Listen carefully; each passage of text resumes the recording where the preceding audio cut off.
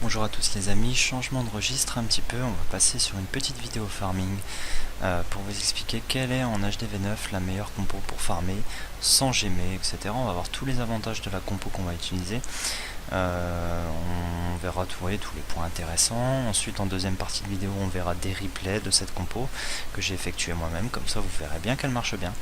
Et puis troisième point, on va en parler d'ailleurs tout de suite, les villages farming à faire pour vous faire dépouiller le moins possible. Donc en fait il s'agira de villages, vous voyez, un peu composés comme celui que j'ai actuellement. Donc si vous voulez, avec un côté vachement exposé et beaucoup de bâtiments, où on fait croire à l'adversaire qu'il faut attaquer par là, on lui laisse croire que par exemple il va nous prendre des réservoirs. Mais en fait, ça va, en fait, quand l'attaquant va attaquer par là, il va nous donner facilement le 30% de dégâts et donc le bouclier qu'on cherche à obtenir de 12 heures. Et en fait, il va attaquer par là, il va pouvoir se casser les dents parce que là, dans ce genre de village, en fait, on va mettre là où c'est facile d'avoir 30% pour l'adversaire et facile d'accès, vous voyez, tout est ouvert, donc on lui dit vas-y attaque par là, en fait on va mettre les 4 Tesla, les héros, des bombes géantes, on a les arcs X qui tankent à la limite des réservoirs, des tours d'archers, des tours de sorciers pour protéger, un petit canon, 2 canons, 3 canons, vous voyez. Donc tous ces villages là que vous retrouverez sur les grandes chaînes de youtubeurs genre BFA ou même Arsenic, tout ça, ils proposent des vivis comme ça, n'hésitez pas à les mettre. Vous vous ferez pas dépouiller, donc on va voir tout de suite les journaux de défense que j'ai pris. C'est des villages qui marchent très bien, qui vous permettent justement de résister à des attaques géantes, tout ça, et de vous faire complètement dépouiller vos thunes dans les réserves. Donc c'est le genre de village où il faut pas hésiter à piocher souvent ses mines. Voilà, comme je fais souvent. Et puis vous allez voir, vos réserves vont gonfler, vous n'allez pas forcément vous faire dépouiller. Alors attention, il sera important de ne pas être trop haut en trophée, parce qu'une fois que vous commencez à rush les trophées, tout ça, vous allez vous prendre des attaques go wipe et tout, et là ça risque de faire très mal. Donc voilà pour ce genre de village, donc que vous rencontrez très souvent sur les grandes chaînes YouTube ou même quand vous attaquez. Ils sont très rentables et ils sont à faire au plus vite quand vous êtes HDV9 ou si vous montez votre HDV9. Pour les journaux de défense, regardez, des attaques géants qui nous cassent pas forcément la baraque. On a des barches gobelins, voilà, qui nous dépouillent pas forcément trop non plus. Là on a du vin géant, on a 2 sorts de soins, 2 sorts de rage et le mec nous a pas forcément dépouillé. Là c'est pareil, regardez. Attaque géant, barche, on a du géant, on a même les héros déployés, on nous dépouille des fois un peu de 100 000, 160 000, mais regardez, l'élixir noir est bien protégé.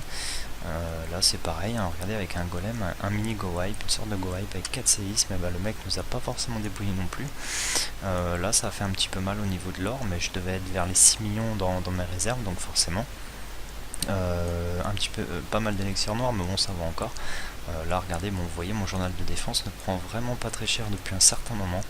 Donc voilà, un premier point de cette vidéo c'est fait. Il faut adapter ce genre de village où on laisse une grosse ouverture, on va laisser à l'attaquant nous faire 30% de dégâts pour obtenir un bouclier. Vous voyez, on cache quelques réserves par derrière. L'élixir noir c'est pareil, on lui laisse croire qu'il est accessible, mais en fait il n'y est pas forcément, il faut déjà dépouiller tout ça. Donc voilà pour ce petit point. Deuxième petit point, on va passer donc à une compo farming qui marche très bien. Donc il s'agira tout simplement de la QH. Alors la QH c'est très simple, c'est votre reine. On va étudier tout de suite le niveau essentiel pour faire de la QH farming. Franchement, depuis que je suis HDV9, j'ai une reine niveau 10. Depuis que j'ai une reine niveau 10, je fais des farming AQH vraiment surprenants. Donc je vous conseille vraiment de la monter niveau 10. En dessous, c'est un peu risqué quand même, c'est pas évident, elle risque de mourir, c'est un peu chiant. Mais dès que vous l'avez niveau 10, les amis, c'est promis. Si vous maîtrisez un petit peu l'attaque, votre reine ne mourra pas. Vous la retrouverez full life à la fin de chaque attaque, ce qui vous permettra de réenchaîner des AQH. Donc c'est un premier avantage. Deuxième avantage, c'est une compo franchement où vous n'avez pas besoin de gémer. Pourquoi? Parce que en fait, si vous êtes un farmer, pas un gros farmer qui farmait genre tout le temps, mais un farmer assez régulier, donc vous vous levez le matin, vous buvez votre café, vous voulez vous faire 3 attaques de farming, rentable, parce que vous allez perdre votre bouclier forcément, mais qui reste rentable, qui vous donne beaucoup d'or, d'élixir noir et tout. Vous faites ces 3 attaques là. Pendant que vous les faites, l'attaque est assez longue, donc forcément les guérisseuses continuent à travailler, les casse-briques, tout ça. Donc ça vous permet des fois de faire de booster jusqu'à 4 voire 5 attaques. Ensuite, c'est tout, vous faites un peu autre chose dans votre journée, vous allez au taf et tout, vous rentrez. Tant que la compo est en train de former tout, vous allez vous régaler toute la journée à faire cette compo qui en plus est fun à jouer. La QH c'est vraiment fun, ça vous permet de vous entraîner pour les GDC. Ensuite, autre point positif, dans les demandes de votre clan, vous allez pouvoir remplir les demandes farming avec des sorts de poison, vous allez pouvoir mettre des serviteurs, tout ça, vous allez pouvoir remplir les demandes farming de votre clan. Franchement, que du bonus à faire cette compo. Franchement, je n'en vois pas d'autres qui pourraient remballer la QH HDV9. Et alors ensuite, au niveau de ce que ça rapporte, alors là, il n'y a plus qu'à ouvrir le journal d'attaque. Donc cette attaque, je l'ai fait pendant que je faisais les vidéos ce soir. Je l'ai fait sur l'ordinateur, un petit peu à l'arrache, donc on va pas trop s'en occuper. Mais alors regardez par exemple, 6 guérisseuses, une reine, 2 casse-briques, 16 serviteurs. J'ai pris du 300 000, 354 000 et un petit peu de noir, j'ai un peu foré le noir. Là regardez, avec cette compo AQH là, j'ai pris, voyez le butin et l'élixir noir surtout. Donc c'est une compo qui vous permet à la fois d'aller chercher du rose, de l'or, de l'élixir noir. Franchement c'est une compo où vous allez, elle va vous vendre du rêve. Regardez, les montants des ressources que je prends. Ça va monter presque à 2000, 400 000, là presque 200 000. Donc voilà, depuis que je farm en AQH, donc là ça a été un gros fail, on s'en occupe pas. Regardez, encore ici 1400 élixir noir, ici ça a été un fail. Donc quand je cherche l'élixir noir, je le trouve. Quand je cherche à me faire de l'or ou de l'élixir rose comme ici, je le trouve. Dans tous les cas, mon AQH peut tout faire, peut me permettre d'aller chercher de l'or, du rose, voire du noir, voire des fois les trois. On va voir quelques replays des vidéos après. Donc juste après ce petit générique, à tout de suite.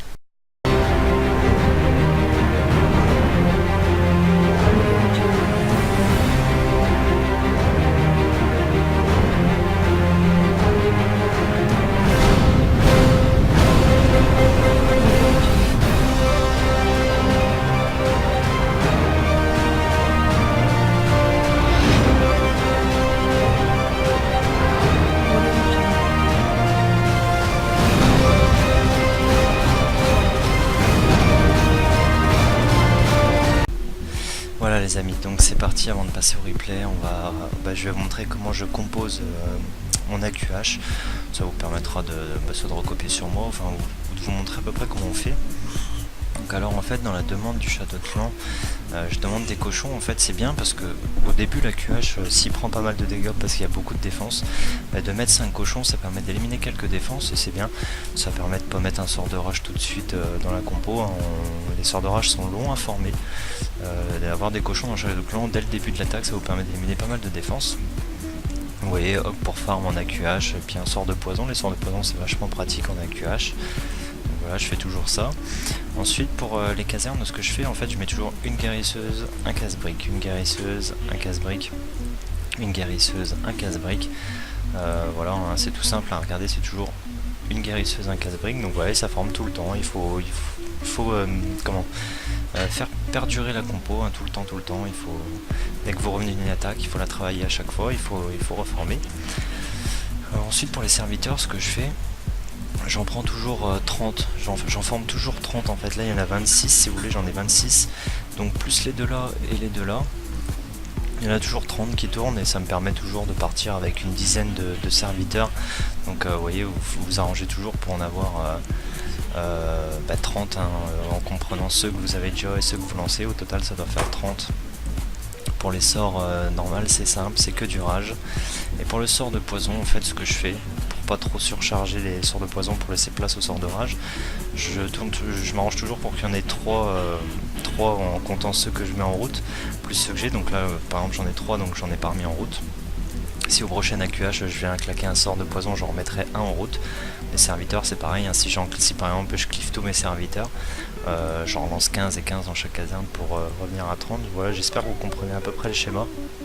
dans mon attaque. Donc on va passer tout de suite au replay. On va sélectionner des replays intéressants, mais vous avez vu tout à l'heure que tous mes replays m'ont rapporté beaucoup. Donc là c'est un replay où j'ai voulu prendre de l'or et de l'élixir et pas de l'élixir noir. Donc on va regarder tout de suite le replay. Donc voilà, c'était un HDV8 qui avait tout dans les mines en fait, pas grand chose dans les réservoirs, ça se voit à vue d'œil. Donc il suffit de lancer la QH tout simplement avec 4 guérisseuses. Il me semble que j'en ai lancé plus parce qu'en fait c'était ma dernière attaque avant d'aller au boulot ou une connerie comme ça. Alors j'ai dit ouais, je vais lâcher toutes mes guérisseuses, et vu que c'est un HDV8, je vais rien claquer d'autre, presque un saut, peut-être des serviteurs, pour prendre le plus de mines possible et tout. Et en fait là ce qu'on va faire, on va pas rentrer à l'intérieur du village. Ouais, on va mettre toutes ces attaques en x4, allez. Donc vous voyez, j'ai claqué aucun sort de rage, rien, j'ai juste laissé tourner l'arène autour du village. Je suis pas rentré à l'intérieur du village, c'est pour qu'elle prenne le maximum de mines et d'extracteurs, tout simplement. Voilà, parce que je voulais son or et son élixir rose. Donc voilà, regardez, ça va durer comme ça pendant 3 minutes 30, on va laisser... Là, elle est rentrée d'elle-même, hein, la reine, vous avez vu. Donc vu qu'elle est rentrée, j'ai dit, oh, je vais l'assister un petit peu de casse-brique, histoire qu'elle pénètre un peu plus. Et puis on la laisse travailler, vous voyez, pas de sort de rage, pas de sort de poison déployé, rien du tout, juste les 4 guérisseuses et voilà, elle travaille. Là j'ai lâché des serviteurs pour essayer de gratter un petit peu des mines et des extracteurs, parce qu'au fur et à mesure que la reine avance, elle tue des défenses et forcément ça vous permet de lâcher des serviteurs. Là j'arrive à la fin de l'attaque, c'était ma dernière attaque, donc j'ai lâché tous mes serviteurs. Voilà, ça m'a rapporté, regardez, 300 000, 300 000. Ensuite on va passer à un autre replay. On va passer ce replay là, non celui-là, 1600 noirs avec pas mal d'or et d'élixir. On va le regarder.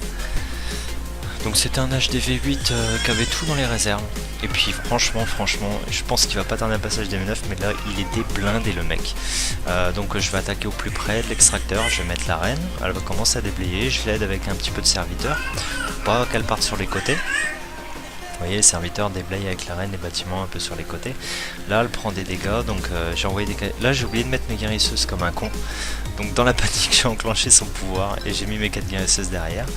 Mais c'est pas grave, parce que vu que c'est un HDV8, le pouvoir à la fin, généralement on utilise le pouvoir de la reine dans les 5 dernières secondes de la fin de l'attaque pour qu'elle remonte full life, pour la récupérer, pour enchaîner une deuxième attaque directement.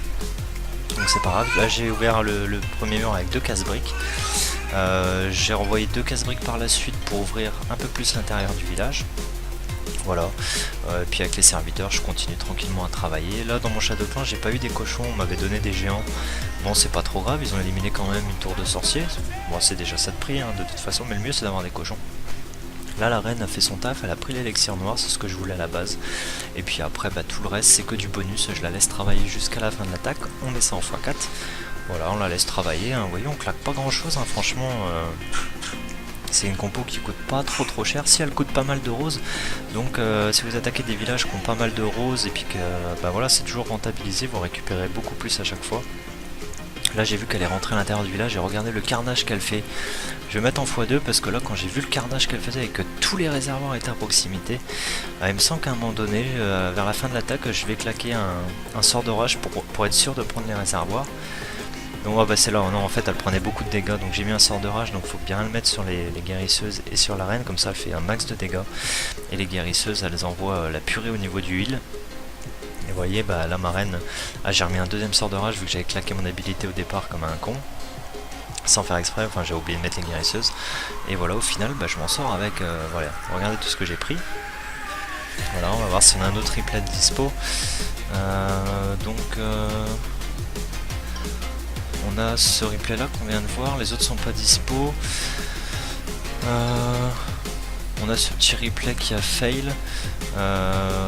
Non, on va faire une petite attaque en live. Donc je suis sur ordinateur, hein, j'espère que ça va pas gêner, que je vais réussir à faire une belle attaque. Et puis après cette attaque là on arrêtera la vidéo.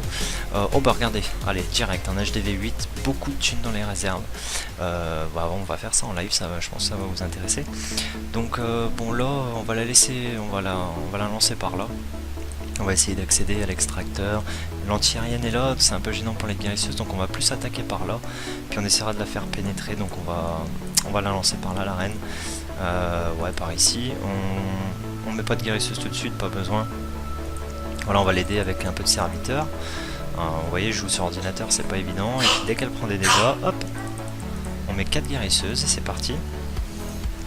Donc là on fera des ouvertures casse-briques, on verra bien ce que ça va ouvrir comme mur. On la laisse travailler, là 4 guérisseuses ça suffit amplement, pas besoin d'en mettre plus. S'il faut on l'aide avec des sorts de rage, tout ça. Bon on va essayer d'envoyer 2 casse-briques, on va voir où ils vont partir. Donc ils partent là, c'est pas trop mal. Il y avait le mortier, j'ai fait un peu le con, là je suis sur ordinateur, je suis en live, je fais un peu n'importe quoi. Le mur a pas pété, on va en renvoyer 2 petits. Voilà, le mur devrait péter. Ok, parfait, il a pété, donc nickel. La reine devrait progresser normalement. Voilà, on va commencer à l'assister avec des cochons, je pense. On prend... Ah non, c'est un dragon, on m'a mis un dragon. Bon, mais en espérant que le dragon fasse un peu son taf. L'anti-reine, vous voyez, ma reine n'a pas tué assez vite. Donc elle a tué une guérisseuse, je vais en remettre une pour continuer à tourner avec 4 guérisseuses. Je sais pas ce qu'elle fait ma reine, l'anti-reine était plus proche, elle a pété le réservoir, bref. Je sais même pas si j'ai encore 4 guérisseuses, je crois que j'en ai plus que 3. Bon, on va laisser que 3 guérisseuses pour l'instant, on verra bien ce que ça donne. Mon dragon, lui, il a pas fait long feu, donc c'est super. On va envoyer des serviteurs sur le canon, voir si... Oh, mais il y a des tours d'archer, enfin, vous voyez. Ma reine commence à prendre cher, on va mettre un sort de rage. On va mettre un sort de poison aussi pour l'aider sur le château de clan. Voilà, ça devrait vite déblayer le château de clan. En plus, dans le sort de rage, elle craint pas grand chose. Il me semble qu'il n'y a plus que 3 guérisseuses, on va en rajouter une. Vous voyez, il faut bien faire votre attaque. Là, je fais ça un petit peu à l'arrache pour vous montrer. Voilà, là, elle a déblayé, vous voyez, pas mal de défense. Regardez, il n'y a plus rien qui protège les mines, là, tout ça. Alors, on va essayer de les prendre. Bah voilà, ça passe bien, nickel. Là, il y a une tour d'archer qui est encore un peu chiante, donc c'est chiant. Par contre, le roi a moyen de faire un petit taf. Ici, on l'a, autant l'utiliser. Voilà, puis vous voyez, la reine continue son taf. Ouais, tranquille le roi, allez, il va prendre ces 3 réserves, enfin ces 3 petits machins là. Bon, même s'il n'y a pas grand chose dedans, c'est pas grave, c'est ça de prix, et puis c'est ça que la reine n'ira pas chercher. Vous voyez, la QH continue, hein, la reine détruit un réservoir d'or, donc là ça va rapporter un max, hein, voilà. Voilà, on continue, regardez au nord, on peut l'assister un petit peu, vous voyez, il n'y a plus trop de défense. Bon, il reste 1 minute, hein, je claque beaucoup de servis, mais c'est pour vous montrer. Hein. Donc voilà, on la laisse travailler. Vous voyez, les serviteurs aident bien la reine à déblayer des bâtiments, puis des fois aller prendre des réservoirs, hein, carrément. Voilà, faut s'amuser avec cette compo. Bon, faut pas trop tout claquer comme je suis en train de faire là. Faut essayer d'économiser des sorts de rage par exemple. Bon, les servis on peut en claquer quand même. Les guérisseuses, un 4, franchement, claquez-en 4 par attaque, pas plus, parce qu'après elles sont assez longues à former. Si vous voulez faire des attaques un petit peu régulières, genre enchaîner 3-4 attaques, regardez là. On a un petit souci, l'anti-reine est en train d'attaquer mes guérisseuses. La reine tarde un peu, bon il reste 23 secondes, on va peut-être pas non plus remettre des guérisseuses et tout. Là l'anti-reine va tomber, la guérisseuse a survécu, non même pas, enfin bref. Bon, elle a plus trop de défense sur elle, on va la laisser tourner comme ça. Voilà, bon, c'est tout, on va prendre ce qui reste à prendre au maximum. Et à 5 secondes, on enclenche son pouvoir pour qu'elle se retrouve full life. Voilà, en plus elle est sur le réservoir, nickel, on enclenche son pouvoir. Voilà, fin de l'attaque, donc là elle a pris une bombe géante en fin d'attaque, c'est pas de bol. Et vous voyez que malgré une attaque à l'arrache, vous voyez en live comme ça, on a réussi à prendre pas mal. Sur un HDV8 maxé, donc une reine 10, vous pourrez attaquer HDV8 maxé et HDV9 préma. N'allez surtout pas vous lancer dans des HDV9 maxés. Donc voilà, une fois que l'attaque est finie, donc la reine en fait a pris une bombe géante à la fin, elle a 7 minutes de recharge, mais en général si vous claquez votre pouvoir à la fin comme ça, elle se retrouve full life.